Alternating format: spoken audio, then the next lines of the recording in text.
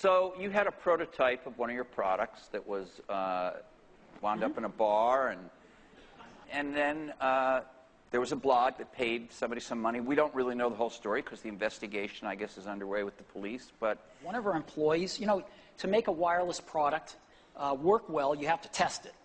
And there's no way to test it in a lab completely, so you actually have to carry them and test them out. And one of our employees was carrying one, and there's a debate as to whether it was left in a bar or stolen out of his bag, but I don't know the answer to that. And the person that ended up with the phone decided they would try to sell it to somebody, so they called Engadget and they called Gizmodo. It turned out that the person that got the phone tried to activate it by plugging it into his roommate's computer. And she's the one that called the police. And that's why they got the search warrant. Did she call the police or did she call Apple? She called the police. And so the police came and felt that they needed to grab some stuff before it was all before it all disappeared. And so this is a story that's amazing. It's got theft, it's got buying stolen property, it's got extortion. I'm sure there's sex in there somewhere, you know. Really? And so somebody should make a movie out of this. So it's just, this whole thing is very colorful, and the DA's investigating it, and to my knowledge, they have somebody from the courts that is making sure that they only see stuff that relates to this case and no other cases. I believe they're taking great pains to do that. And so I don't know where it will end up. It's really up to the DA. What do you imagine the next 10 years of your life is going to be about?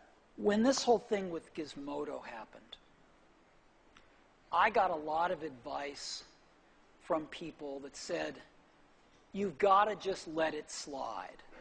You shouldn't go after a journalist because they bought stolen property and they tried to extort you.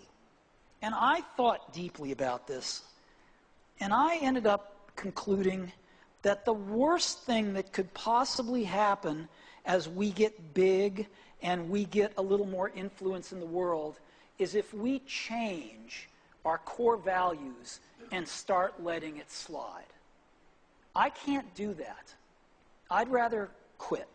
We have the same values now as we had then.